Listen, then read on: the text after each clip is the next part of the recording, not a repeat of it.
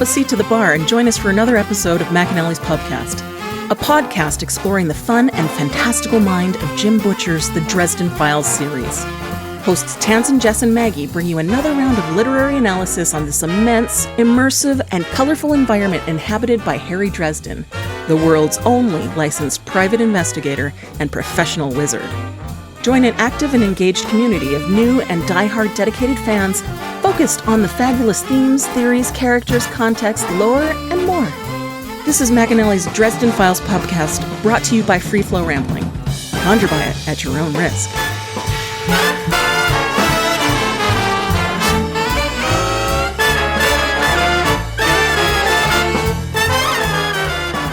Welcome to the McAnally's Pubcast, brought to you by Free Flow Rambling. This is episode 13.6, Monsters Aren't Real, where we are covering the novel Deadbeat. My name is Tansen, and I'm joined by Maggie. Hello, hello.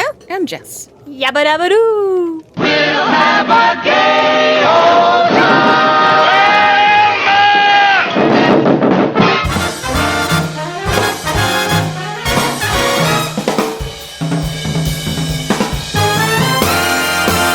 Thank you so much to our Patreon subscribers for your generous support. It's people like you who help us keep doing what we're doing. If you're not yet a Patreon subscriber, sign up today and get a fuck ton of bonus content, kick-ass merch, behind-the-scenes outtakes, and more. Sign up today at patreon.com/freeflowrambling.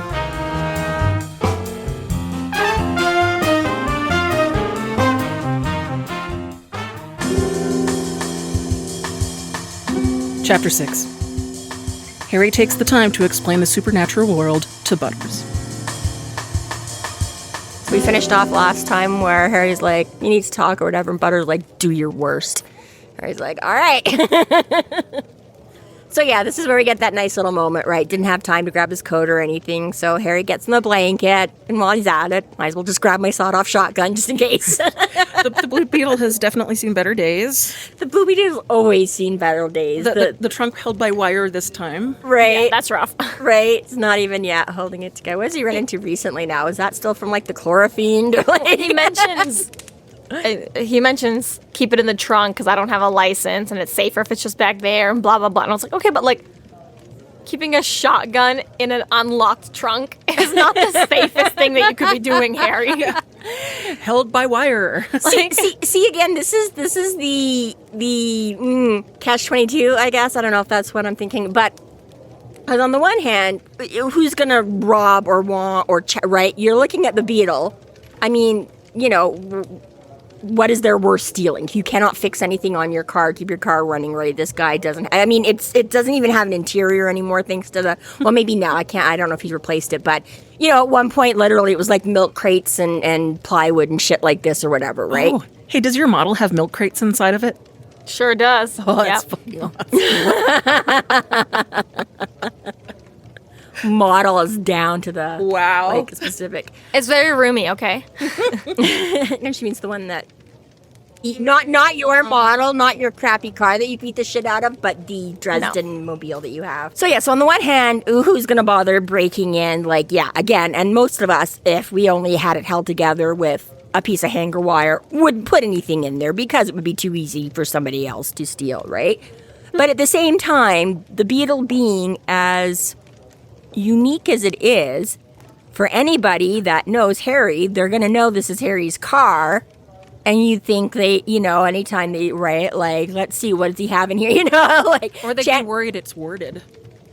Well, I guess that's Harry's true. Car, right? That's true. I was thinking about those that, not even just the supernaturals, the muggles as well. But kids want to take it on a joyride because it's unlocked and looks like shit. Well, random cops who are just looking in the back window. They're always looking for reasons to mess with Harry. Come on, there's a shotgun in here today. They're not allowed to untwist the wire and open the trunk, but they are allowed to look in the back window, and there are no leather seat covers to hide anything that you shove underneath the seat. And so there you go. So maybe he's perfectly fine with a shotgun in the trunk of from his cops. Everyone else can untwist the wire on a trunk. How is this thing roadworthy, I wonder? Like, yeah, Mike is fucking amazing. That's my question. It's like, how is he not being pulled over like every day to be like, bro? He didn't say the seatbelts were missing. In fact, I'm pretty sure he still had the seatbelt, because wasn't that part of the problem? It doesn't matter when the fender's dragging on the ground and you're missing tire rims. That's what Mike is for. That's what the thing is. Mike keeps it running in condition because, he's not dragging. Yeah, every time, that's why he doesn't have it at the time. As soon as he beats the crap out of it and the fender's dragging, he's got to go take it to Mike again to... When I hit a deer... Now it's the interior. When I hit a deer and, like, the whole front side of my car was just, like, slogging off of the frame... The cops still told me I could drive around in it, so... Right, so there you go. They go. clearly don't care. Yeah, for the most part, you just have to have a little accident thing. You have to report it, put the little sticker next to it. They basically said, they're like, I don't know if the engine works. Go do whatever you want to do. And I was like, okay, it technically still goes forward, so whatever. If you changed provinces, you would have to get an inspection done, an out-of-province inspection. I imagine the States is pretty similar, but... Yeah. He's been there for a while. You don't need to get it done again, I suppose. Well, there is that. Skirted that. And like I say, I mean, you know... When he can have it running, he does need it running sufficiently to save his ass, as moments like this indicate, you know. He just had to very quickly get away from somewhere. So, yeah, all that stuff I see, like, I feel like there's enough of the roadworthiness of it. But, yeah, I like you say. I like that Mike just always gives him two bills. He's like, enough to get it moving, and, like, if you ever just want to, like, you know, fix something... Here's the infinite list. You know what? You'd think by now that Mike would start... I mean, again, I don't know what kind of guy Mike is and what kind of budget he operates on, but you'd almost think, right, that he may just go as needed every time Harry needs him. You'd almost think he'd start kind of a collection of, with how often Harry needs stuff. You think almost by now he might be like, hey, I actually have a blue door for your blue... You know what I mean? Right? Instead of just having to be like, what's available right now? You'd think eventually Mike might actually be able to get all the proper beetle parts. collection graveyard. Harry will need this eventually.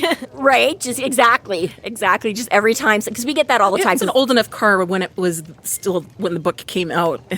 Right, yeah, it wasn't, because he drives the old style, he drives like a 60s Beetle or whatever, you know. I can't imagine that, like, 20-year-old parts is still going to be hard, especially in Chicago.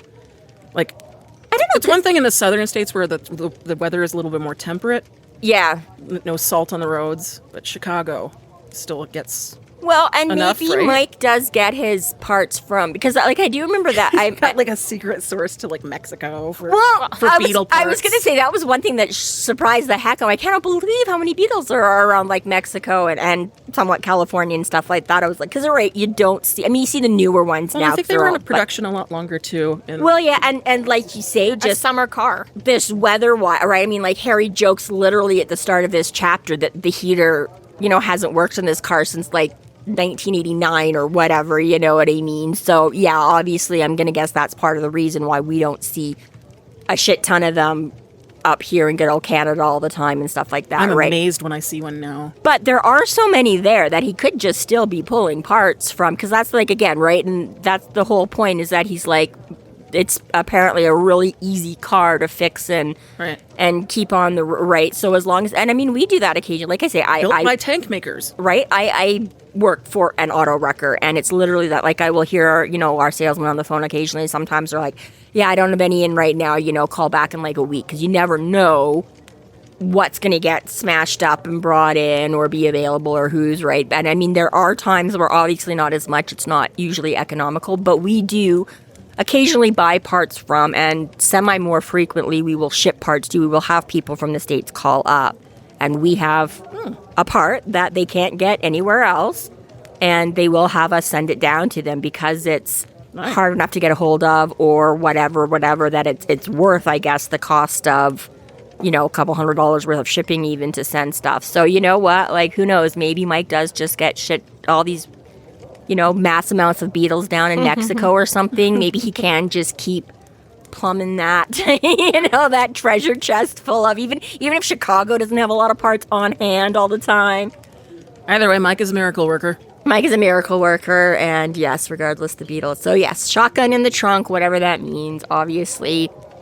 Either that or Harry's just got an endless supply of, like, arms dealers where he's like, yeah, the shotgun got stolen again, I need that. You know those restaurants that are like, oh, buy a piece of pizza for someone in need or whatever, and then their walls are just covered in, like, free coupons for pizza slices or whatever the hell, things like that. It's like, I feel like Mike should just have, like, a buy a wizard a part. Right. He's gonna need it. Donate to the Beetle Fund. All right, I have a question about, I feel silly asking this, but where he does grab the shotgun, he's like, I stored it in the event that I would need to give Napoleon's charging hordes a taste of the grape. Is a taste of the grape just referring to like, is that not, like, what is that? I'm not familiar with this phrase. Is it just talking about shotgun spray? Or like, is that taste of the grape actually something? I think I briefly tried to look it up, but I couldn't see anything very clear. I feel like that is a term I have heard before. I cannot recall if it's specifically in Did regards... I hear that phrase just from the books? No, I feel like it is a thing, but whether it's like a general sort of... What's the word I'm looking for? Not idiom or whatever. Anyways, whatever a phrase that's... Or whether it's like a specific quote of something. Are you Googling, Jess? Only somewhat. I mean, I did a very brief search. I didn't look too far. Yeah. Like, No, I bet. Well, and again, if you don't... Like I say, I don't What's the Wrath of the Grapes about? The Grapes Grape of of Wrath? Yeah, something different. Pretty sure that's about like pioneers in the Dust Bowl or something and nothing to do with Napoleon. It's a description of bacon frying on a... The Grapes of Wrath is a description of bacon frying? Apparently, I've never read it, but Neither have there's I. a really big description of frying bacon that was like... Oh, it's like a big part of just the... giant description of like making breakfast or something weird like that. I could be thinking of something completely... You could be right. I probably am. never read it either, and I could be... I need to... I have this list of like classic books that I really ought to read, but I know. I was thinking about reading that. really shitty Amazon finds from Kindle. I was thinking about that just the other day, too. I can't remember what was... Again, probably some classic book mentioned or something. And I'm like, it's one of those things where my part of me is like, yeah, I kind of want to go and like read all... Like, again, things like The Grapes of Wrath and whatever that, you know... 100 books you need to read before you die. The Catcher in the Rye and things like that, right? That I've like... I have read that. Yeah, see, I have, you know... And then part of me is like... He's whiny. But at the same time, I'm like, I know enough about a lot, you know, to get like the general gist or the references to and stuff like that. So part of me is like, because some of them are like, I've read like some Jane Austen and things like that, you know, but I'm like, I know there's a few of these ones that I would not enjoy for whatever reason. And not just because it's like the older, but, you know, but I'm just like. I think the pertinent classics would be the H.P. Lovecraft stuff, especially for... Well, like, there's there's some kind reference of, to right? stuff later on for But yeah, some of the Void. the Or dramatic. even like the other podcast that we have Yes. is very pertinent. There's references to H.P. Lovecraft all the time.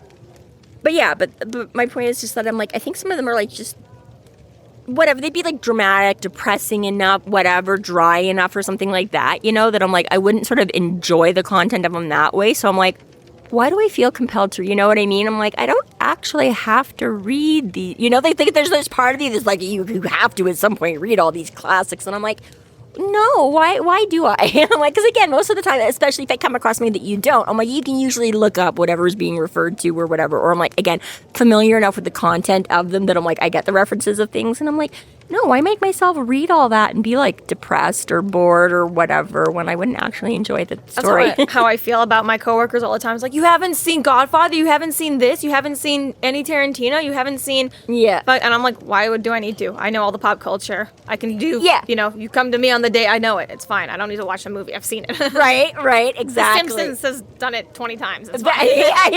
Yeah, right. I have already experienced it somewhere, somehow, that exactly, I don't need to watch the actual three, you know, fill in all the unimportant parts that haven't been talked about for the 20, you know? I did mention when I finally sat down and read the actual Dracula, I was like, wow, I thought a lot more of it was people parodying it than like fully pulling legit references. There is that sometimes too, yeah, where you're like, oh no, it was, but... A grape shot is a collection of metal packed in together, fired from a cannon that is comparable to today's shotgun. I think Okay. I've heard of that before, too. Once you said that, that's... Okay. That sounds much more familiar now. Okay. The specific phrasing came from something Napoleon said that got bastardized by the Okay, English, trying to play it down and mock him, which is then further Harry has bastardized it even more. Or Okay. Jim Butcher has bastardized it even more. Yeah. Okay, cool. Thank Okay, because I was like, I feel like, yeah, there would be some bit. Okay, yeah. There you go. The more you know. Doo-doo-doo. Little rainbow star. I do have to applaud Harry's resourcefulness to actually install cup holders into his vehicle. Good for you, Harry. I mean, to be that is fair- a duct tape mechanic right there. In a car like that, you can't just drill anything anywhere. Like, it's kind Right. of easier at that point when you are dealing with basically a wagon with an engine. He got jealous. I don't know at what point this is, but sure, whatever year we're on, surely the new Beetles are back around, right? He just got jealous of like they've all got little like pot holders and he's like, fuck this, I want one in my Beetle. Like that's the one thing I do remember. It's funny. Years ago, at one point, when my Harry getting into other vehicles, your seats recline. You have seats? You have sun visors. oh man, these things are posh. Ebenezer's car probably doesn't even have a blinker or windshield wipers. If he's got like brand new spanking straight from the 20s, whatever it was, his car. The Ford. Yeah, I don't know. You know what? That I would think must have to be like an aftermarket roadworthy thing. Yeah. Because I don't think, like, even in a classic car. Windshield wipers are a Canadian invention. And female. Because we're fantastic.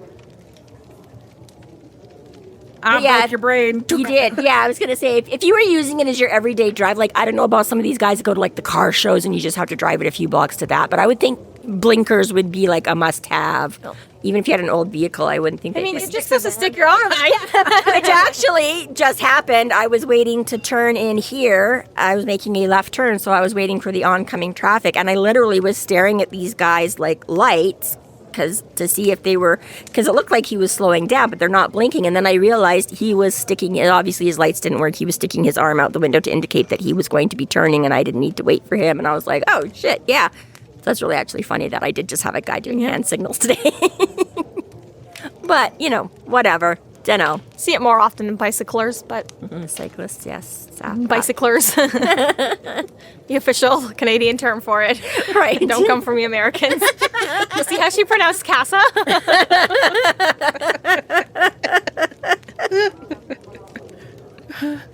I'm always a fan of your creativity. What can I say? Yeah, that's the word. See? So I just try to help you out sometimes so that you don't have to go through the other public humiliation. I try and catch it here first. I saw this thing on the internet, and it was like it's ableist or a similar word to be correcting people's grammars and spelling and tone because you don't know their situation and like their first language and their blah blah blah. And I was like, yeah, no, my mom operates on them, but you should want to learn. You should just want to know how to do it right, though. I'm not being rude. You should just want to know this. Yeah. And I mean, in all fairness, I do know what your situation is, so you have no excuse for it. So, I've been using the correct word in front of you your whole life. Figure it out. Exactly. Coming from the same woman who did not want to teach her children how to correctly pronounce basket or popsicle because she thought it was cute the way we did it. For a brief time, I knew you would eventually learn and use the right one, and you did. It was while you were very small. I'm sorry, but when you have a toddler running around asking for a poxicle, it's really cute. Or Pox upon me. I was just trying to curse her this whole time. Or yes, giving each other rides in the Bastics. It was very cute. And yes, by the time you entered grade 1 and, had to interact with the mass population, you knew what a popsicle and a basket was, okay? I did not, leave Set you up till for you were failure. 30. That's why I'm just harder about everything else. So I gave you your pass, okay? You had 2 fucking passes up until you were like 2. Okay, so now we get into the lore, and there's a lot of what we already know. He doesn't drop too much that the audience hasn't gleaned from this point as well. But obviously we now know most of this stuff, but now we get to see it from the whole Butters' point of view of being like, ah! And partially Murphy got the same sort of introduction through the Ogre and the Bridge. If you read Restoration of Faith. And SI then, as we know, has dealt with its smaller things, and obviously Murphy's been there with Harry, like, for basically every big case that he's had. Yeah, Murphy sort of got an on-the-job train, like sort of a hands-on, right? She learned all this stuff as she encountered it and things like Alphas this. got their kind of on the job when some lady walked up to a bunch of college kids and was like, you want to try a new drug? You're going to go real trippy for a while. Let me show you a trick. Yeah, and then obviously Butters has kind of been the harshest one so far, where the dead security guard wandering into his room. He did have that little bit of the vampire thing, but apparently, as we'll learn from this conversation, even despite the fact that it was enough for his colleagues to think he was crazy, even Butters himself was like, I don't know what I said about that. I don't know. Yeah. I said it, but I don't believe it. Yeah, like there was something weird about it, but I don't know what. I didn't say it was vampires. I said non-humans. That's not how Yeah, right, exactly. I wasn't committed to the supernatural in the way you are, all right? Yeah, it was just something I mean, even Harry in one of his, was it just with death masks? Or I don't remember, but his example where he's like, nobody believed that these like wild, crazy mountain men existed until somebody slapped like a gorilla down on an autopsy table kind of a thing, right? Exactly, right? But Pretty sure that was this book. Yeah, that's an example he uses in this chapter. Oh, okay, there you go. It's perfect. So yeah, exactly, right? That's Butters' excuse of like, yeah, I'm like, yeah, it still might be something we don't know, but that doesn't mean it's supernatural. Right. Okay, yeah, that's Butters is kind of on board. He like with the magical coming to Jesus, or coming to magical Jesus. Again, I'm trying to watch all of the original Doctor Who, and he's got his newest companion for the third Doctor. Her name is Jo, and I hate her. I don't like her at all. She sucks. She's like the stupidest so far of all his companions, and like the most like... She like the quintessential like damsel in distress, can't do anything for herself, too stupid to live kind of. I don't remember Jo very well. It's not that exact way, but it's just like... I don't know, she's just, like, her questions are always just very, like, dumb, and, like, the Doctor's very dismissive of her, too. He's just like, you're fucking dumb, go away, like, go be somewhere else, and, like, I don't know, it's hard to exactly describe her, but she's not growing on me yet, and she's there for, like, 3 seasons straight, and I'm like, this is too long for this annoying of a companion. I hope that you become cool, and I'm, like, halfway through her 2nd season now, and I'm like, you're still kind of just, like...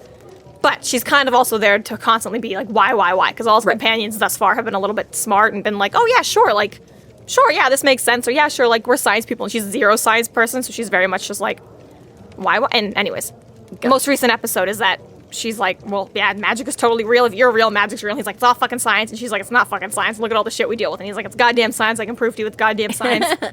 And then basically this magic... Just imagine John Pertwee sitting there. It's goddamn science, okay? There's no such thing as fucking magic. That's basically a direct quote from the episode, okay? And yet, almost. And essentially, yeah, then there's an episode where obviously everything seems like it's just magic. And he's like, no, it's just science that humans haven't figured out yet, okay? Yeah. You can do fucking force things too eventually if you guys just get better at science. It's not my fault. You guys just don't know how to use the force and telekinesis. That's still science. You're just too dumb. Your species is just too dumb to figure it out. She's like, that's fucking magic. He's like, it's not. It's just science you can't do yet. But it seems very much like this whole thing where Butters is still a little bit too like... It's genetics and DNA and science. Yeah. Right? And Harry being like, no, we follow the laws of physics, but it's still definitely magic, bitch. So it's like that, only exactly the opposite. Right. And part of his, like, therapy session with Butters to be like, it's okay, man. Like, I get why you don't believe. You're not supposed to believe. This is a human trait. Yeah. This is the power of denial. Exactly. See, is what we have counted on, and we're profiting off of your ignorance. And what's the word I'm looking for? Denial. Been ableist to this. They've been propagating. Yeah. They're like, yeah, let them build on that. They're like, yeah, we want you to believe it's bullshit. I'm like, yes, you just rationalize it however you can, yeah. Right. Anyway. And in most cases, the more misinformation you've got, the better off we are. So, one of the examples he uses is, well, you saw, like, me and Murphy were in some, like, doctored spoof video a few years ago. Like, we're 2 people that you know and trust, and you don't believe either of us that was legit and real. And he's like, of course it's not real. It was so grainy in this. And Harry's like, yeah, magic doesn't work in front of cameras. Like, conveniently it's so conveniently enough. You can, like, write it all off. But right. And the fact that he's even seen corpses of vampires and is still just like...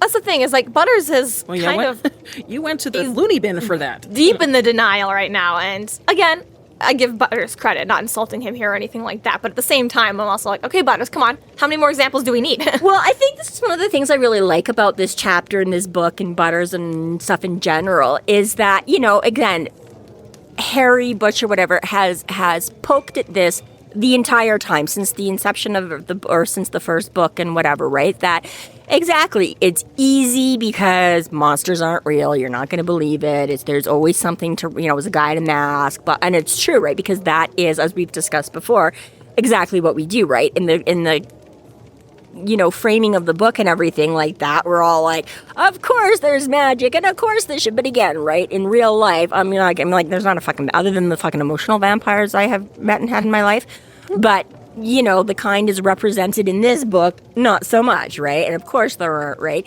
I like how Butcher does his own, myth busting here, right? Like, this is it. Like, he's laying out so much of both sides of the argument and saying why we do and still being like, I totally get it. And you're right. This is that and this is that. But this is also, right? So it's just like, it's both tearing down and building up his universe here, that's what I mean. Part I'm of just the like, problem, wow, there's no way to cement it than try and punch your own holes, right? Of predicting his books or his futures or his timeline. The timeline, the hints that he lays down is that it's like foreshadowing. Okay, but there's 47 myths about this. Which one are you going with? Which one's real, right? What Shakespeare wrote is very different from what another author. And not to mention the cloak and dagger that the White Council's already been doing. And obviously the things that they do too, right? Like, there's just so many times when I've been trying to look up a myth or something or prediction for this series, and I've been like, holy shit, like, would Butcher have found this obscure book or not? Would he have done on this website? Would he have gone through all these Wikipedia links? Would he have bothered? Would it have been good enough? Would he be like, oh, is this too obscure to make it work in a whole... Yeah, exactly. It's like, right. okay, I feel very confident in Camilla and Dracula, but from there, what else was he? What else is he willing to commit to, right? Yeah.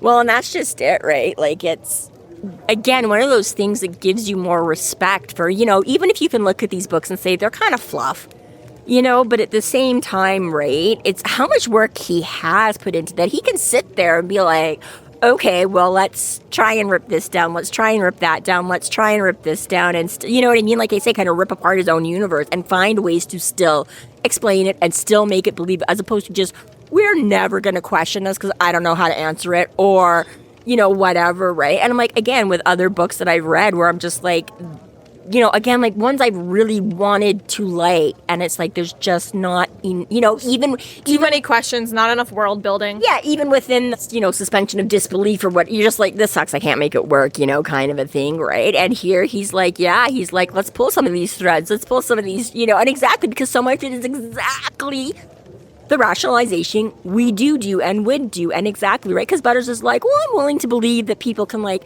kind of sense, or an ability to sense and affect their environment and things, right? Like, again, like, okay, do we know maybe there's something to ghost things? Like, there's so many ghost stories, what causes that? Or, psychic things that, seem to have, is it all just coincidence? Or, did something, right? But at the same time, you don't really believe that exactly you've got the power of, like, telekinesis or this or that, right? So I'm like, it's just awesome watching that level of how much we believe and how much we rationalize and how much, It is. I do like how he does, like you said, kind of build up and tear down his own world in that way, because it gives it a little bit more legitimacy too. Yeah. And there have been, several books where, I mean, even, the Harry Potter series, which is still a children's novel and shouldn't be held up to the same standards necessarily as an adult novel, because children and adults are not asking the same sorts of questions. Of course. But obviously, with how popular Harry Potter is and the fact that, the entire audience is basically grown up in that, it is easy to look back and be like, wait a second.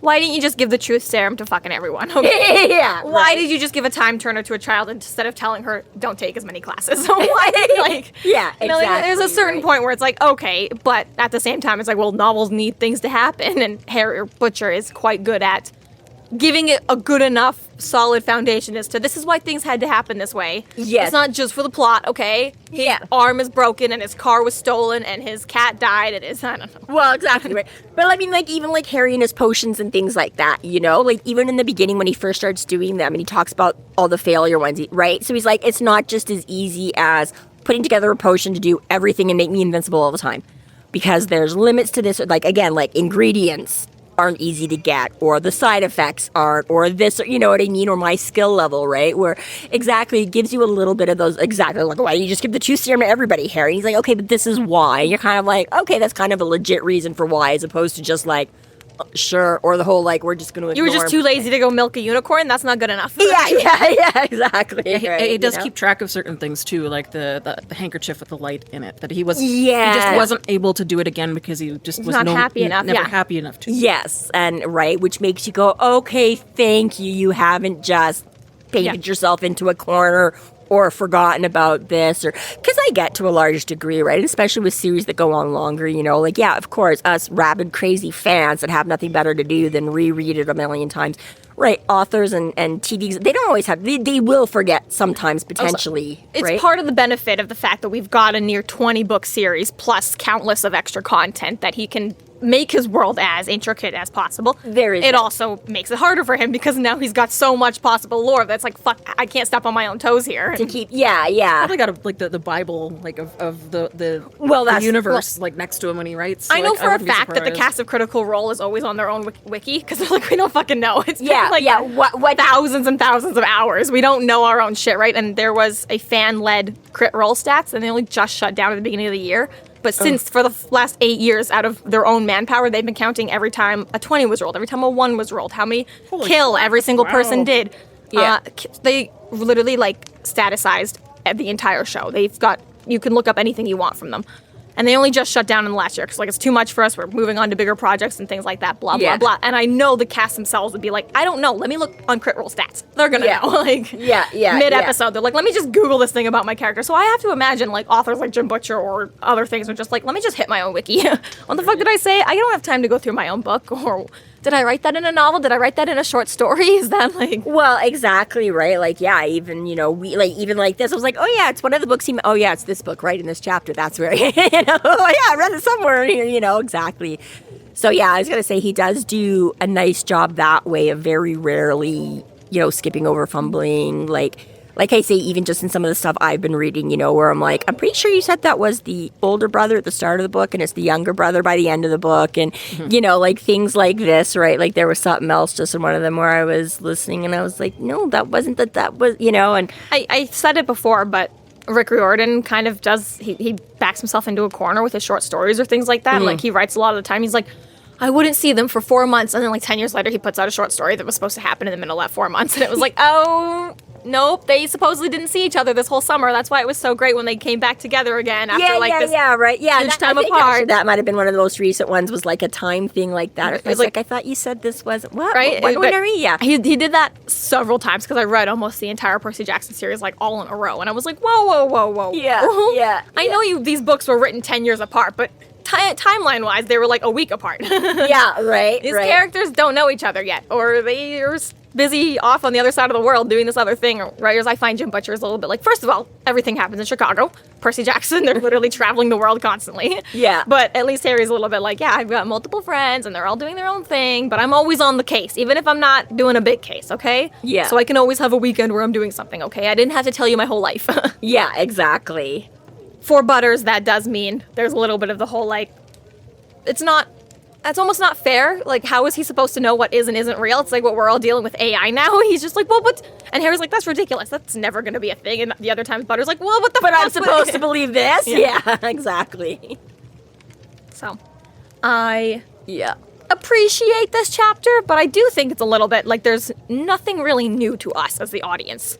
It's just kind of fun to see Butters' reaction to it all. Yeah. Harry's comfortingness about it, how he's trying to do this as nicely and as gently as he now can in the aftermath of something that was very not gentle and nice. Gently but firmly. You know, like, okay, you need to understand, I'm not going to let you just sweep it under the rug, but exactly right, finding those ways to make it make sense to Butters and to poke the holes in his theories and, you know, and yeah.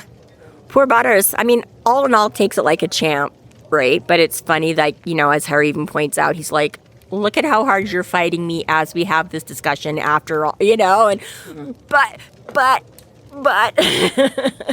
Well, he even goes so far as like Harry goes so far as using statistics, like with the like using his like class graduating class. Yes, how many people go missing, disappear, right? and then it just happens to be the same amount that wild predators take out in a herd in an African savanna. Right, and Like- okay, I haven't looked this up, but if these are, you know, like actual stats, that's the other thing I love about Butcher, that you can like take these random stats that do exist in our world and just put that little twist on them that makes you go, oh, fuck. Correlation is not causation, Correlation. unless you write a book about it where it is.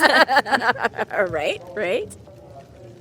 But yeah, exactly right. Like those things that just make you go, oh, dude. Right. Oh, yeah, there you go. Biologists scoffed at the tales of wild beastmen living in the mountains of Africa despite eyewitness testimony to the contrary and pronounced them utter fantasy right up until someone plopped a dead mountain gorilla down on their dissecting table. Yeah. But yeah. What is that statistic about the animal disappearing? I feel like we should just be able to confirm that. 900,000? 900,000 out of 300 million Yeah. are what disappear. Yeah, how many were in your graduating class? Or 800. 50 out of 800 is probably the easier number, because that's what he equates to the Yeah, class. check with the FBA. It's about But that's also in 20 years. I don't know what to Google to find that. So Butter starts to get on board, at least a little bit, enough to be like, well, somebody needs to do something about this and go on TV and tell it everybody. Which he's like, yeah. yeah. I've been twice. Been done. And how well does that work? I'm being sued for it. And Butters finally just admits that he didn't want to believe because he just doesn't want to. Like, it's scary. Like, no. Yeah. Why are you rationalizing this so hard? Why are you coming up so hard with, well, because it's fucking terrifying is the alternative. There's just random shit out there that can do whatever the fuck it wants, whenever the fuck it wants, based on a whole other different set of rules that may or may not apply, give or take. Well, The time of day or the placement of the moon or the year you were born, like what the fuck? I think it's really funny that when Harry starts to try to explain necromancy, and we move topics like, okay, yes, magic is real. Now we're going to talk about necromancy. How easy Butters is like, that's not real. He's like, really? Come on. Just went through this. What did we just talk about? Right. See? The power of Right. Yeah, but that was that. See, this is again like me in algebra. Like, okay, I understand that x plus y equals z. I have no idea what m plus n equals. I'm like, that shit's just beyond me. We got to start all over again. And it's like, okay. And now we get to the information that we don't know, which is how do you rule zombies? How do you be a necromancer? What is the workings behind that? Yes, I like this. I've heard stories they can inhabit corpses with their consciousness, possess others. I've even heard they can bring people back from the dead. Jesus, Butters swore. I kind of doubt that he had anything to do with that one. I know what you meant. It was a joke, Butters. Oh, right, sorry. Yes. Jesus. Yeah, I don't think they had to do with that one. Have you guys? I put this in my notes, but have you guys ever seen that Easter? Like there was a meme that was out, and it says Jesus was not a zombie. He was not mindless, nor did he consume anybody, nor was he a ghoul or a wit. Although his soul and intellect were intact, he was not rotting corpse. He was not a vampire. While he transubstantiated wine into blood, he never drank it from a person. Jesus was not a ghost or a wraith. He was corporeal and still had his wounds. It is clear Jesus was a lich. Yes, I think I have seen that somewhere. A lich Maybe you sent it to us. I don't know.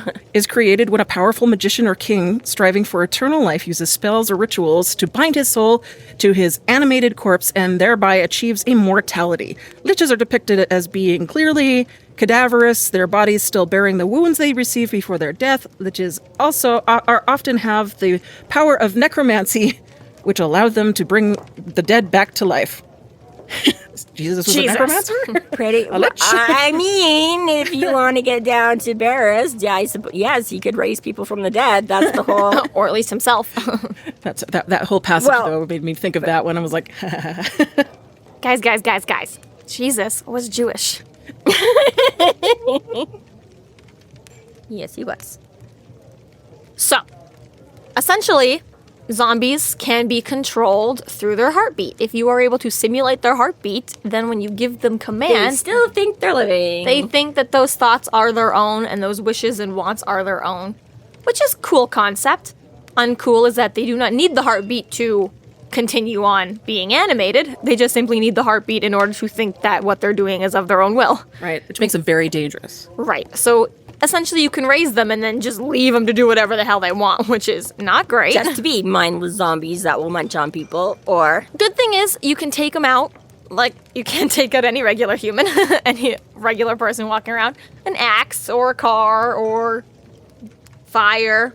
Apparently guns and baseball bats aren't good enough, though. It has to still be high damage. Yeah. Massive trauma is what does A little bit more massive than just your regular human being once, But other than that, the same principles, just on a higher level. Yeah, just really, really try. So, Is it like all the zombie versions? It kind of like seeing this one makes me want to like go through and watch all of like the classic to contemporary zombie movies just to see sort of like Walking Dead and X and whatever else there is. I still have no desire to see Walking Dead, huh? Yeah. I like the theory. I'd rather watch. I'd rather it's like classic far Dracula. into it, and then I just like meh. Yeah. Lost interest. Yeah. So Harry also gets this whole, I'm not like Ravain. Has nothing to do with me. Yeah, sure, he's fine, a wizard. But, like, don't fucking compare us, okay? He's an evil wizard, and I don't want to be on that same level. And then Butters is like, all right, well, he also said you weren't a warden. What's a warden? He's like, they're, like, wizard cops. And Butters is like, well, that's a good thing. And Harry's like, no, fuck those guys, too. It's like, we don't like the wizard cops, and we don't like the necromancers, okay? And Butters is like, okay, I'm with the crazy conspiracy theorist wizard who doesn't want to align with anyone. Awesome. Yes, that is the only side that is right. Because none of them can look after shit. It all comes down to me. Yeah. I will handle it all. Just trust me. Okay. Yeah, which is a little bit, like, okay, I'm not sure the Vigilante is the team I want to be on right now. Well, and the catch-22 is that Harry can't actually tell Butters why he can't go to the White Council because of Mavra. Mm-hmm. Like, even if it was an option, he can't. Yeah. This is what happens when you get indoctrinated by the Vigilantes, though. That's the team you're on, Butters. You want to know about this shit the other way? You should have got one of them. I imagine that's got to be, like, as we've said 1,000 times before, you don't know until you know, right? It's like so often when Harry finally does lay down the law, and they're like, are we allowed to switch teams now that we know the options? Nope. Well, I make you sign the clause first. I love Harry, but I feel like every now and again when he finally does tell them exactly what's going on in the world, I'd be like, are you really, like, the safest team for me to really, like, side myself with? Yeah, but he gets the whole thing. Even tells him all about Kemmler and everything like that. Mm-hmm. And so even Butters is starting to get the concept that if this guy gets his hands on this thing, it's not going to just be bad. It's going to be like if this is already where he's at now. Oh, he's talking about orders of magnitude above that. Yeah, I don't really know what that would be. I don't know if I can comprehend, but I'm thinking I don't want that to happen. Well, and Gravane is the first we've met. But Harry's aware, like, it's disciples of Kemmler. He knows You there's think gotta there'll be more? So, if this is just, Well, I guess it's not. We know Mavra and Gravane. Right. But yes, right. just already knowing Harry's just like, okay, and I have to go meet more people like this? Awesome. Oh, goody. Yeah. Fun's just starting. Yeah. I'm sure these are the absolute. I'm just meeting them in order to. So Mavra's at the top, and then Gravane. So I'm sure they'll just. Yeah, I'm sure the others will just. That's always how villains are introduced in books and movies and television. That's right. Harry is always, every time, he's like, oof, I've already met the baddest of the bad. It can only get, Yep. It'll just be the peons after this. It'll be fine. It is always kind of amazing just how much more powerful every single one gets. We're going to get to the very last book in the novel, and it'll be The Shadow Man has returned! It's like he's been taking all of this time to just slowly, build on every single thing that the. So then finally, Butters also is like, well, how come zombies are like so useful? What the fuck? They should be all mindless, whatever. And Harry's like, yeah, why would people even bring them back if they're useless? They'd be like, okay, fine, fair enough, but why are they all depicted like that then? Which, normally when they're depicted, no one's controlling them. No one's brought them back to be servants. They're just coming back on their own, so they can be useless. I'm supposed to believe all this fictional stuff is real, then why isn't the fictional stuff accurately portrayed? Come on, what? You can't have it both ways. Which is it? Well, yeah. So, very, very rude and offensive here, Jim Butcher. Right. It's almost like somebody just makes it up every time they go along and takes whatever bits and pieces they want and then just throws in their own. Like, I tell you, man. No rhyme or reason. Fuck those guys. Butters is also bewildered that the White Council will really, likely not help regardless, and that the cops can't stop them. So if regular people can't do it and the cops won't get involved, who the hell's going to stop them? It? It is a very, poignant ending to the chapter, and I do like how Harry's got this whole, I'm the heroic, and I'm going to do it, and this sort of, obviously, as we've been seeing, building identity for him. But it's been well established thus far in just 6 chapters that the wizard cops don't like Kemmler. They don't want his disciples to be around. Every single wizard cop possible did want to stop him. Sure, there's a war going on with the Reds and they don't have the manpower they once did. But it seems a little bit like Harry to be like, they fucking just won't anyways. They're busy doing other shit. To be a little bit like, okay, but some things are worth it, okay? Wizard Hitler is not like back. some of the other ones where exactly you're right. It's like, Harry, you started a fight with the Marcone or Bianca. That's your shit to deal with. This one seems a little bit like, okay, we don't have many resources to pull from, but surely it's worth it to figure out now. And Harry's being like, man, fuck them. I started a war. They have to go deal with that now. I just solved this war on my own because they fucking suck. Okay, we've just spent the rest of this episode talking about like how much he doesn't paint himself into a corner, how much he has a good explanation for everything. You can't just go and start like shooting holes in it now, okay, Jessica? We just said Butcher doesn't do that. On the whole, he builds everything up really well. Which again, now we have no excuse to involve the wardens, so we're just going to pretend that this war thing is bigger than I'm saying the wardens absolutely have a good excuse. They are too busy. Harry being a little petulant or just like being like, they're fucking busy, blah. They wouldn't help me anyways, even if it's like, but okay, but that is also, but yeah. Harry's the one who should be a little bit more compassionate for their situation here. Well, and at the same time, he can't anyways, so he's just making excuses because he doesn't really, he can't tell about it anyways, yes. As someone who is feeling very petulant about, certain, I'm like, I do kind of get it too, that I'm like, I know logically it should be this and you should be the bigger person, but at the same time, I'm like, I don't know. I get it. Not that I'm having issues at work again. That's fine. That's everything's great. Awesome. Good. Yeah. So yeah, Harry to the rescue. No need to worry, Butters. Yeah, it's fine. He's got this. Yeah, it took the entire fucking, like, not even just all the wardens, but like he said, like when Bob was telling him how it took like the senior council. But Harry's like, it's okay. It's just his students. I got this. It's not him. It's just the Wizard Hitler versus every single wizard on the planet, or all his students versus me. Basically, exact same fight. Exact same fight. Totally. Not a problem. It's fine. We got this. And I got this, Emmy that just newly encountered all this. That will be a ton of help. Like, what more backup do I need? And this concludes our episode 13.6, Monsters Aren't Real. Thank you for listening. You can find us online at freeflowrambling.com and McAnallys.ca. There we have links to our other podcasts, social media, and other fun tidbits. Please subscribe if you like what you're hearing, and please consider supporting us through Patreon to keep the magic alive and to see more content. We are Free Flow Rambling. Conjure by it at your own risk.